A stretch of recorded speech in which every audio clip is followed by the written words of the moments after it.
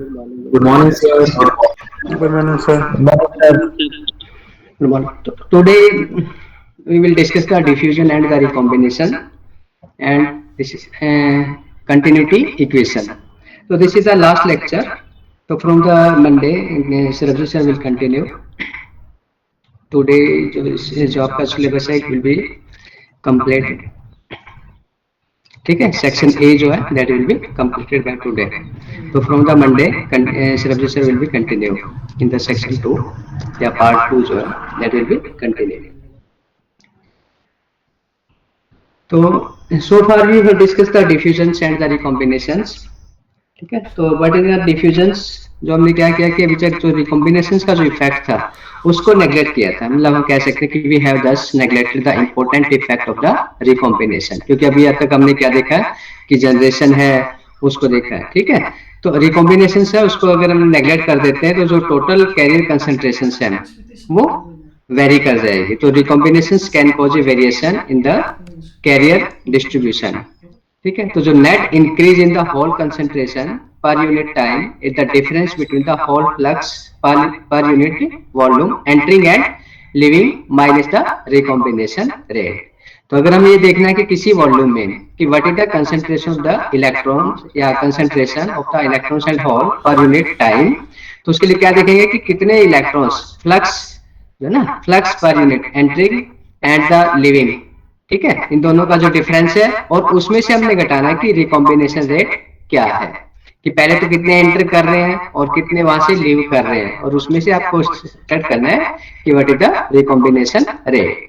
तो ये आप देखोगे कि क्या है कि रिकॉम्बिनेशन क्या है, कि जैसे आपको एक तो देखते हो कि due to the thermally generated concentration, thermally generated concentration हो गए वो क्या है कांस्टेंट हो गए. कि जैसे अगर हम कहेंगे कि किसी भी आपका जो है उसमें Ni जो है वो due to the thermally generation, thermally generated जो इलेक्ट्रॉन्स और होल होंगे EHP electron hole pair those are the constant. तो वो कांस्टेंट है. उसके बाद अगर आप डिफ्यूज करते हो, इफ अगर आपका एन टाइप सेमीकंडक्टर है उसमें अगर आप पी टाइप इंप्योरिटी ऐड करते हो मतलब डिफ्यूज कर देते हो. एन टाइप आपके पास सेमीकंडक्टर है, पी टाइप अगर यानी कि होल्स जो हैं अगर उसमें डिफ्यूज कर देते हो, ठीक है, तो वो एक डिफ्यूजन होगा, diffusion of the hole in the N type semiconductor. तो इसमें अगर आप देखोगे तो कितने एंटर कर रहे हैं जो आपके डिफ्यूजन से, ठीक है, और कितने आउट कर रहे हैं वो होगा माइनस कितने जो है रिकम्बाइन हो गए हैं. तो entering minus leaving minus recombination rate, मतलब किस रेट से जो है रिकम्बाइन हो रहे हैं वो. ठीक है, तो अगर आप इसको इस तरह से देख सकते हो कि अगर आपके पास ये कोई सेमीकंडक्टर बार है, ठीक है, इस this is semiconductor bar. If जो यहाँ से अगर आप कहोगे कि जो इंप्योरिटी सॉरी ये अगर आप देखते हो कि अगर आपने को वॉल्यूम कंसीडर कर रखा है इफ x, ठीक है, if this is the x जो along this x axis, this is the y axis और z एक्सिस जो है. तो अगर हम एक प्लेन कंसीडर करते हैं इन द yz एक प्लेन है and that is moving in the x direction, yz plane is moving in the x direction, तो it will form a volume, एक ही वॉल्यूम बन जाएगा xyz. तो अगर आपको yz प्लेन अगर हम कंसीडर करते हैं, yz जो प्लेन है that is moving delta x, ठीक है, x to x plus delta x. तो यहाँ पे अगर देखोगे दिस इज द एरिया, ये एक एरिया है, yz is the area and if this area is extended along the x direction तो it will form a volume, तो एक ही वॉल्यूम बन जाएगा. ठीक है, तो अब हमें क्या करना है कि अगर आप देखो कि जो होल कंसंट्रेशन जो एंटरिंग या होल कंसंट्रेशन है, यहाँ से एंटर कितने कर रहे हैं और इस एंड से कितने एग्जिट कर रहे हैं, एंटरिंग माइनस एग्जिट, और इसमें रिकम्बाइन कितने कर रहे हैं. तो जो टोटल जो कंसंट्रेशन होगी वो इन दोनों का डिफरेंस माइनस रिकॉम्बिनेशन, इसके यहाँ पे एक्सेस कैरियर्स कितने होंगे यहाँ पे. ठीक है, तो रेट ऑफ होल बिल्टअप कि कितने होल होंगे यहाँ पे, it will be equal to increase of the hole concentration, ठीक है, in delta x A per unit time minus recombination rate. ठीक है, इंक्रीज ऑफ होल कंसंट्रेशन जो होगा डेल्टा एक्स ए, तो ए एरिया हो गया, डेल्टा एक्स ऐसे मूव कर रहा है तो मतलब पर यूनिट वॉल्यूम हो जाएगा ये, दिस इज द पर यूनिट वॉल्यूम. क्यों, क्योंकि आपने देखा कि जो ये दिस जो एरिया है ये अगर आप इसको मूव करते हो एक्स डायरेक्शन में तो it will form A area, sorry volume बन जाएगा, दिस इज द वॉल्यूम। तो अगर आप यहाँ देखोगे जो करली पी बाई करली टी जो है rate of build of hole x ten to x plus delta x is equal to 1/q। ठीक है, तो अगर ये क्या निकाल रहे हो आप कि अगर आप इसको जो है फ्लक्स डेंसिटी क्या होती है कि अगर आप जो है करंट डेंसिटी को डिवाइड कर देते हो चार्ज से, फ्लक्स डेंसिटी क्या होगी, अगर आप करंट डेंसिटी को चार्ज से डिवाइड कर दोगे तो that will be equal to the flux density. तो जो करंट डेंसिटी है दैट इज द जे, उसको हमने चार्ज से डिवाइड कर दिया तो this is the flux density. ठीक है, तो अब फ्लक्स डेंसिटी जो है अगर हम ये देखेंगे कि कितनी चेंज कर रहे हैं with respect to time and the distance. ठीक है, तो आपका जो JPX this is the entry जो डेंसिटी होगी minus JPX plus delta x. ठीक है, ये इसमें होगी। तो ये एंट्री क्या है, this is the leaving, this entry and this leaving, तो दोनों का डिफरेंस। ठीक है, minus this is the recombination rate delta P divide by tau P, जो आप पहले भी पढ़ चुके हो, delta P divide by tau P, this is for the holes. अगर आप जो है इलेक्ट्रॉन के लिए देखोगे तो delta N divide by tau N, तो that will be the recombination for the hall. ये किसके लिए, सॉरी ये होल्स के लिए, अगर वो आप उसके लिए इलेक्ट्रॉन के लिए देखोगे। ठीक है, तो ये रेट ऑफ हॉल बिल्ड की मतलब जो है यहाँ पे किस रेट से जो है holes are changing in this volume, तो it will be equal to this, जो एंटरिंग फ्लक्स डेंसिटी होगी minus leaving minus rate of recombinations. ठीक है, तो ये आपका रेट ऑफ रिकॉम्बिनेशन है, this is the increase of the hole concentration in del x E per unit time. तो del x A जो है it is the area, sorry volume, this is the volume, क्योंकि ए जो आपका area हो गया multiplied by this, तो it will B volume, ये वॉल्यूम बन जाएगा। ये समझ आ रहा है, प्लीज बताओ मुझे। Yes sir. ठीक है, तो इससे आप देखोगे कि जो रेट ऑफ जो होल बिल्ट होगा ये आ जाएगा। अब अगर हम देखेंगे इसको जो डेल्टा पी एक्स, इसको इस तरह से भी लिख सकते हैं कि डेल्टा पी एक्स टी। ठीक है, करली और करली टी, अगर आपको देखना है, देखते हैं कि जो ये क्यों लेते हैं पार्शियल डिफरेंशियल, अगर आपका जो फंक्शन जो है एक्स का और टी का दोनों को आता है तो आप इसको पार्शियल डिफरेंशिएशन कर देते हो। अगर आप इसको कर देते हो पार्शियल डिफरेंशिएशन करोगे रिस्पेक्टिव जो टाइम होगा, तो आप इसको ये लिख दोगे, जैसे अगर आप यहाँ पे लिखते हो ना डेल पी जो है, डेल पी की वैल्यू अगर आप यहाँ पुट कर देते हो तो ये 1/q, जैसे अगर यहाँ देखोगे इसको जेपीएक्स माइनस जेपीएक्स, तो it will be cancelled out. अगर ये जेपीएक्स डेल्टा एक्स होगा तो इसको आप जो इस तरह से लिख सकते हो कि 1/, क्योंकि ये माइनस का साइन, यहाँ ये प्लस है, this minus will be cancel, तो यहाँ पे माइनस हो जाएगा, तो it will be minus of 1/q curly J P by curly x minus ये delta P by tau P, ये आपका ये आ जाएगा, तो इस फॉर्म में ये आ जाता है इसमें। ठीक है, ये किसका हॉल के लिए। अगर इलेक्ट्रॉन के लिए लिखोगे तो इलेक्ट्रॉन के केस में क्या हो जाएगा, ये जो चार्ज है ये जो आपका माइनस का हो जाएगा, तो ये फिर प्लस की प्लस लिखा जाएगा, ये del N by curly T 1/q, तो this is for the electron, ये इलेक्ट्रॉन के लिए लिख दोगे क्योंकि इलेक्ट्रॉन का जो है चार्ज नेगेटिव होगा, इलेक्ट्रॉनिक चार्ज जो है दैट विल बी नेगेटिव।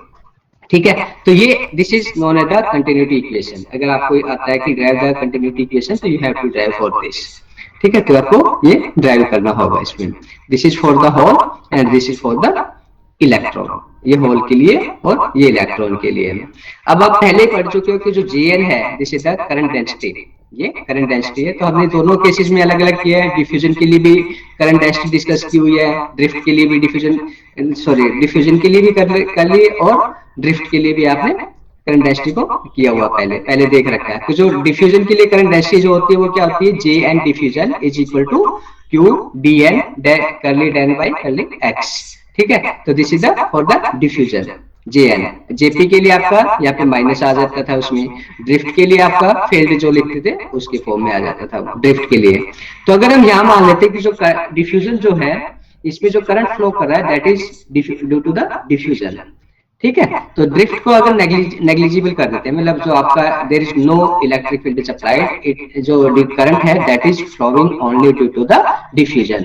ठीक है, कि आप इनको इसमें जो है डिफ्यूज कर रहे हो डिफ्यूजन से, तो जो डिफ्यूजन करंट होगा उसी से करंट, जो डिफ्यूजन करंट डेंसिटी होगी उसी से डिफ्यूजन करंट फ्लो करेगा। तो अगर हम जे एंड डिफ्यूजन है ये वैल्यू यहाँ पे पुट कर देते हैं।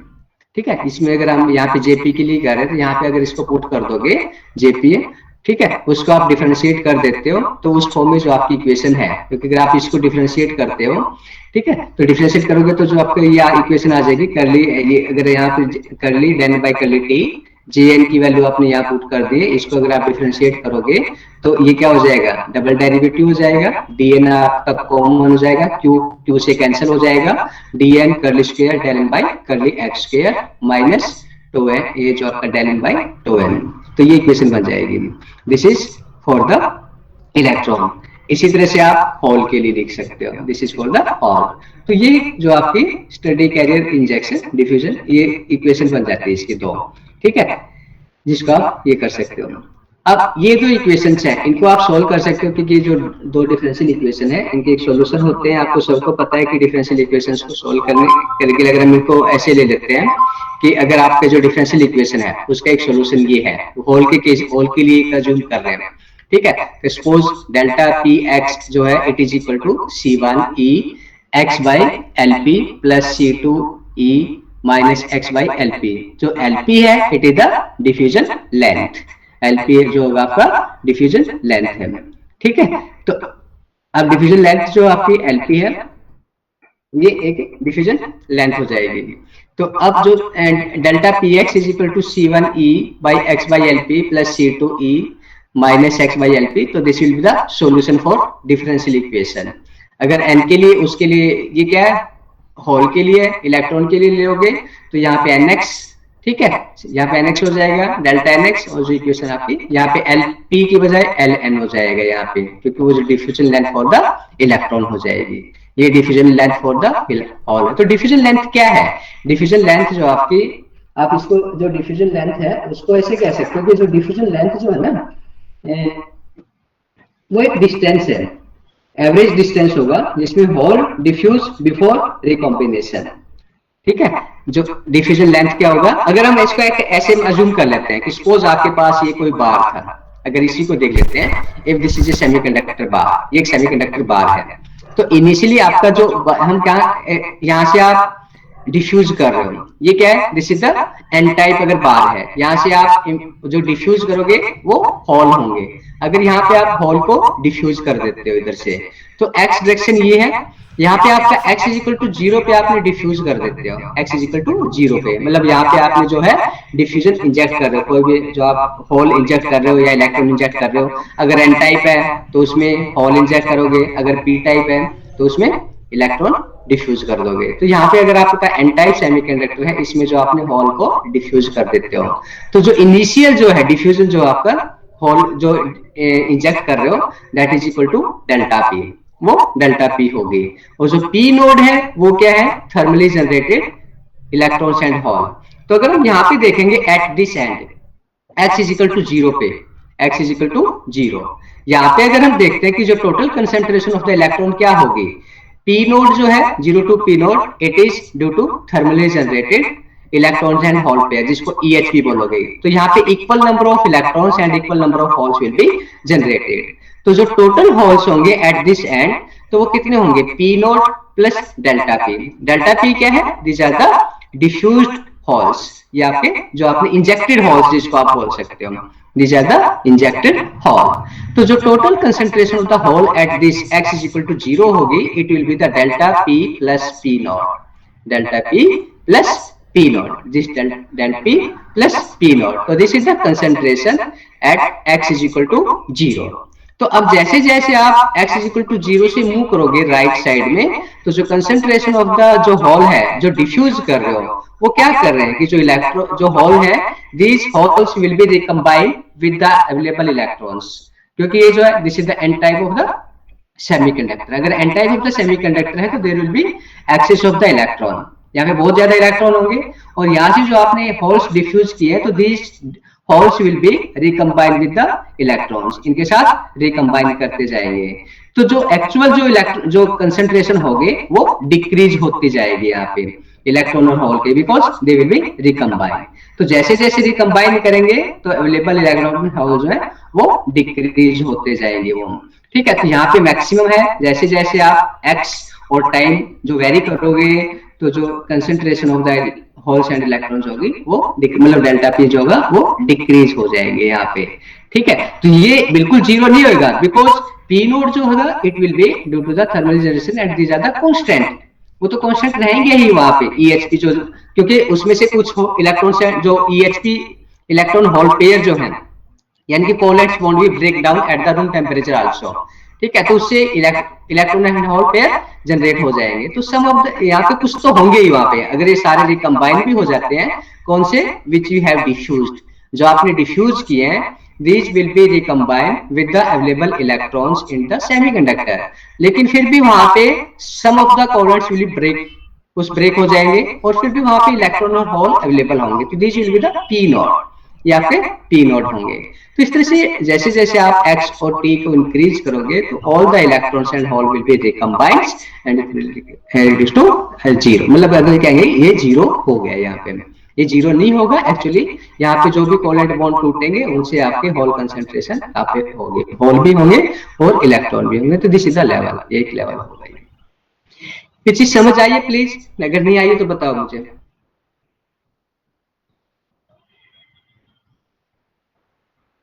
हेलो, अगर किसी को कोई डाउट है इसमें प्लीज बताओ।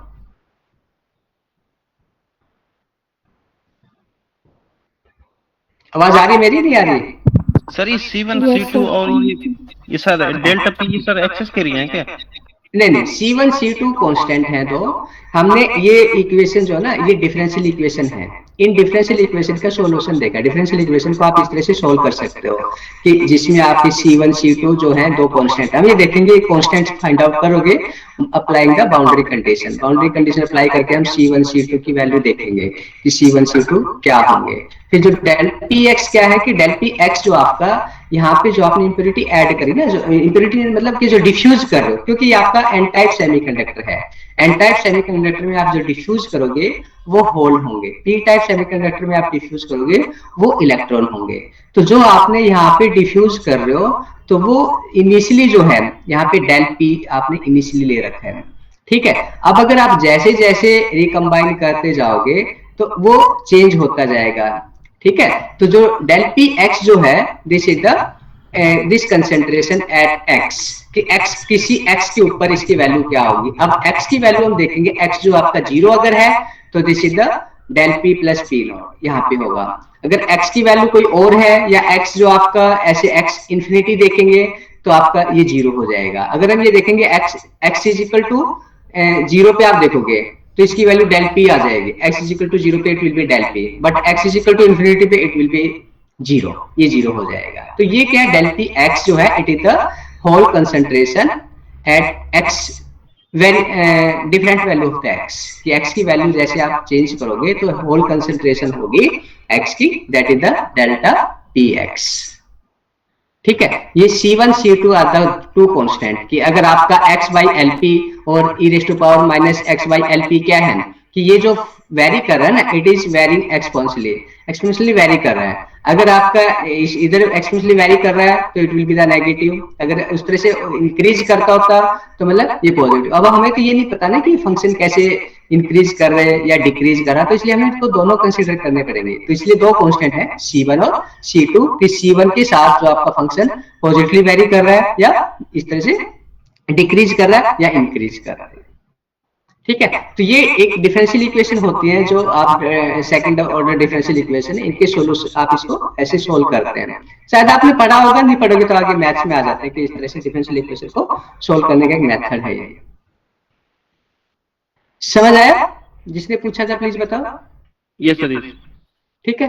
तो अब ये जो दो वैल्यू होंगी इसको आप फाइंड आउट कर सकते हो कि C1 और C2 को अब by applying the boundary condition हम इसको फाइंड आउट कर सकते हैं। वो कैसे कर सकते हैं कि आपने देखा कि जो रिकम्बिनेशंस है must reduce del P x to zero, जो डेल पी एक्स है it will be zero. Zero कहाँ पे होएगा, जब x की वैल्यू बहुत ज्यादा होगी, मतलब x is equal to infinity अगर हम लेंगे तो जो डेल पी एक्स है, दिस डेल पी एक्स क्या है, यहाँ पे जो आपका इलेक्ट्रॉन सॉरी होल कंसंट्रेशन है यहाँ पे, this is the del P x. अब जो डेल पी एक्स है, अगर ये डेल पी जो है it is the initial, this is the initial and it is decreasing exponentially, ऐसे इंक्रीज कर रहा है e raise to power minus of x by L p. L p जो है इसकी लेंथ होगी, डिफ्यूजन लेंथ, और जो x है दिस इज द डिस्टेंस। तो जैसे जैसे आप डिस्टेंस चेंज कर रहे हो तो इट इज डिक्रीजिंग एक्सपोनेंशियली, ऐसे डिक्रीज कर रहा है, ठीक है। तो x इस ऐसे डिक्रीज करेगा।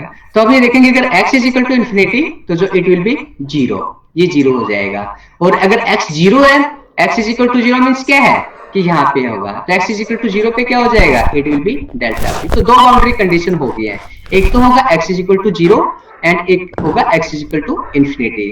तो x is equal to zero पे आपका डेल्टा p जो होगा और x is equal to infinity पे, तो अगर हम यहाँ पे देखते हैं कि अगर आप value of delta p is equal to zero at x is equal to infinity, अगर x की वैल्यू इन्फिनिटी पुट कर देते हो आप इस इक्वेशन में, इसमें अगर आप इसमें जो है x की वैल्यू इन्फिनिटी पुट करते हो तो इट विल बी जीरो, ये तो जीरो हो जाएगा, ठीक है। अगर यहाँ पे आप लिखते हो e raise to power infinity और e raise to power minus infinity, तो e raise to power minus infinity क्या होगा, ये तो मतलब जीरो की तरफ जाएगा। और अगर आप इसको देखोगे तो ये आपका कुछ वैल्यू होगी, तो C1 जो है it will be equal to zero. अगर आप यहाँ से देखोगे इसमें C1 की वैल्यू जीरो हो जाएगी, मतलब जो कांस्टेंट जो आपका जीरो है, C1 is equal to zero. ये कब है, एक boundary condition, first boundary condition लगा दिया है। अब हम C1 is equal to zero put कर देते हैं यहाँ पे। अब दूसरी बाउंड्री कंडीशन अप्लाई करेंगे, if x is equal to zero. अगर x जीरो है तो x जीरो पे क्या होता है, डेल पी एक्स आपका ये डेल्टा p हो जाता है x जीरो पे, क्योंकि x जीरो पे it is equal to del p। तो x जीरो पे आपका यह आ जाएगा इट इज ऑलरेडी जीरो, तो C2 e raise to power minus zero, अगर ये जीरो होगा तो e raise to power zero आपका 1 होगा, तो C2 is equal to delta p हो जाएगा, ठीक है। तो अब अगर हम ये वैल्यू पुट करते हैं इसमें, तो डेल पी एक्स को again del P x is equal to, ये आपका C1 जीरो होगा था तो it is zero plus C2 आपका क्या है, C2 डेल्टा p हमारा आ गया e raise to power minus of x by L p. तो ये वैल्यू ये नहीं आ जाएगी, तो मतलब del P x is equal to del P raise to power minus of x by L पे by applying this to boundary condition. क्योंकि C2 की वैल्यू आपकी ये आई है, C1 जीरो आ गया है, तो अगर इसमें आप ये पुट कर देते हो कि C2 is equal to delta p, ठीक है, C2 आपने डेल्टा p पुट कर दोगे इसमें और C1 जीरो पुट करोगे तो ना ये नई इक्वेशन आपकी ये बन जाएगी del P x is equal to this, ठीक है। तो इससे अगर आप देख रहे हो तो ये क्या है, del P x is equal to del p e raise to power minus x by p, तो मतलब इस तरह से एक्सपोनेंशियली डिक्रीज कर रहा है। इनिशियली आपका ये था पी नोट प्लस दिस, ठीक है। जेपीएक्स की वैल्यू आपको पता है कि जो फ्लक्स जो डेंसिटी है, current density due to holes, ये आ जाती है। अब अगर आप यहाँ पे इसको पीएक्स को डिफरेंशिएट कर देते हो, जो ना पीएक्स ये जो आप डिफरेंशिएट करोगे इधर से, तो डेल पी एक्स आपका वर्क बाई एल पी आ जाएगा। यहाँ पे अगर क्यू से क्यू कैंसिल हो जाए, ये आ जाएगा q into del p divide by L p. और यहाँ से अगर आप इसको डिफरेंशिएट कर देते हो पीएक्स ये पुट कर देते हो डेल पी एक्स, ठीक है, डिफरेंशिएट करोगे तो ये इसके इक्वल आ जाएगा ये, ठीक है। तो ये आप देखोगे यहाँ से करंट जो डेंसिटी है, ये समझ आया, प्लीज बताओ मेरे को।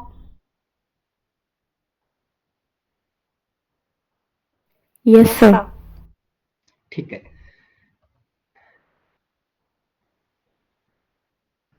अब आप इसको बता सकते हो कि जो injected excess holes concentrations die out exponentially, उसको जैसे आपने पहले ड्राइव किया उसको आप इस तरह से लिख सकते हो, एक्सपेंशली डाई आउट करते हैं, ठीक है।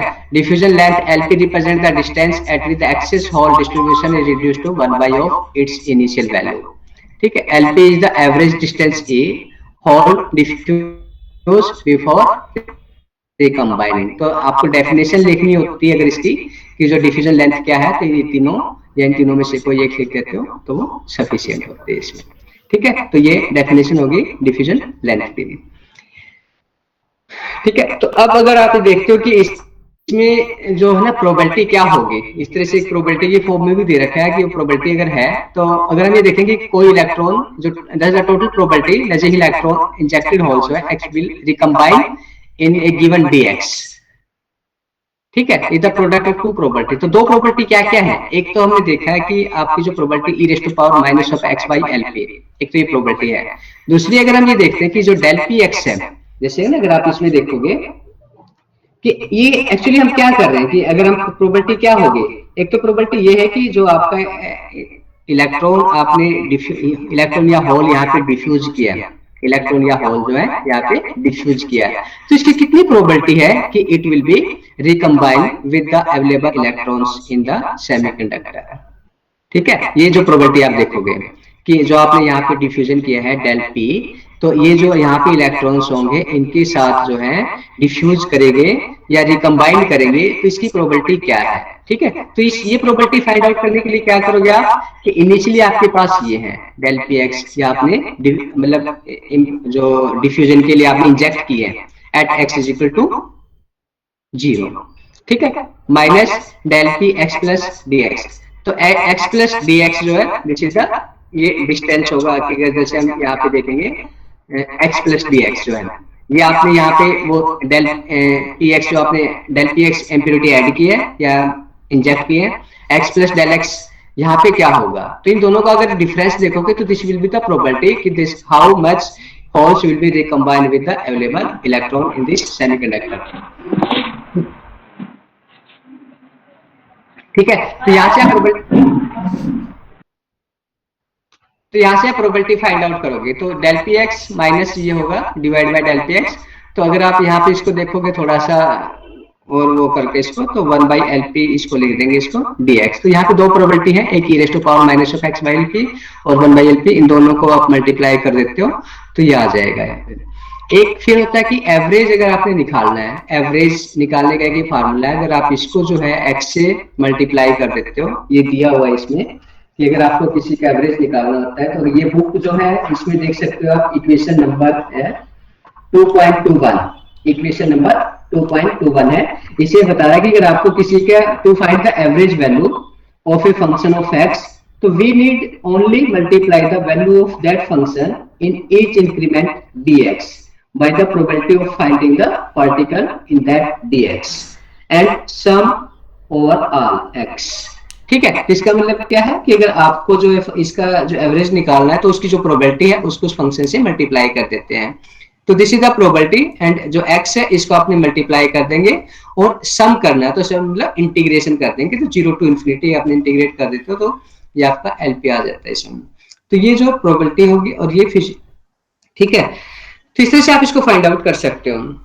तो अब इसमें न्यूमेरिकल आ जाते हैं कई बार, या फिर आपको जो है ये स्टडी लास्ट में अगर हम देखेंगे कि जिस जो करंट है वो कितना करंट फ्लो करेगा, या इसकी जो डिफ्यूजन करंट जो होगा वो क्या होगा, तो आपका जो JPX is equal to minus q DP DPX। तो DPX डेल्टा पी हमने लिया हुआ है, इसको आप डिफरेंशिएट करोगे तो डिफरेंशिएट डेल्टा पी क्या है, del p e raise to power minus of XLP। तो अगर आप ये इसकी वैल्यू पुट कर देते हो, इसको डिफरेंशिएट करोगे तो इस फॉर्म में आ जाता है इसमें। ठीक है, तो this is the hole current density.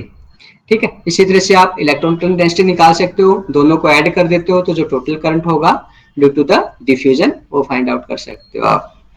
ठीक है, तो ये आपका खत्म हो जाता है, इसके आगे कुछ और है नहीं। ये सिलेबस आपका मतलब जो सेक्शन ए है आपके सिलेबस का ये पूरा हो जाता है इसमें। अगर आप किसी को कोई डाउट है पहले या पीछे तो आप पूछ सकते हो मेरे से।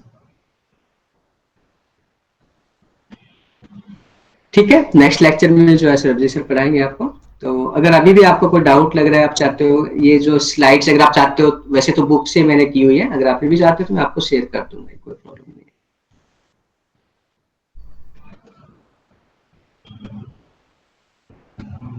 ठीक है, बोलो किसी को डाउट है तो। नो सर,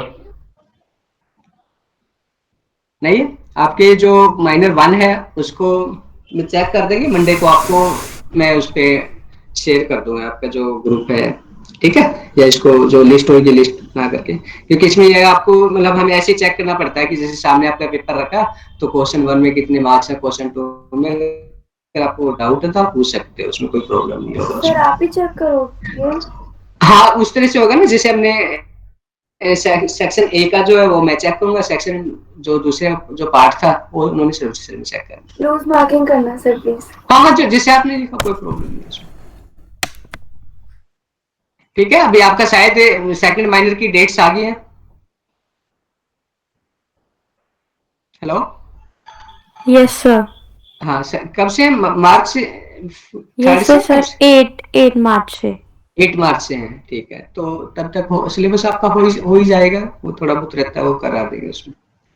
ठीक है, इस सेक्शन में अगर आपको कोई प्रॉब्लम है तो बताओ, मैंने जितना पढ़ाया, अगर कोई भी डाउट है तो आप पूछ सकते हो सर। ये जो सेकंड दूसरा वाला माइनर होगा इसमें पूरा आएगा ना जितना अभी तक पढ़ाया है शुरू से? हाँ मतलब पहले वाले को छोड़ के। अच्छा पहले वाला नहीं आएगा। हाँ जो ठीक है। सेक्शन मतलब जो माइनर 1 में आ गया वो नहीं आता, माइनर 2 में जो आएगा जो उसको छोड़ के आ जाएगा सर। ओके। सर सब सब्जेक्ट्स का मंडे को आएगा हाँ रिजल्ट सर। हाँ मंडे नहीं, मैं अपना बता दूंगा आपको मंडे को। माइनर 2 से पहले सबका बता देंगे ना सर? हाँ आप रिक्वेस्ट कर सकते हो टीचरों से, आपके जो टीचर्स हैं उनको बोल सकते हो कि सर हमें जो है ये बता दो, ठीक है? ओके तो सर। वो बता देंगे आपको, ठीक है? फिर भी अगर किसी को डाउट होता है कभी भी आप पूछ सकते हैं मुझसे, कोई प्रॉब्लम नहीं, ठीक है? Okay sir, thank you sir. Okay sir, bye. धन्यवाद सर।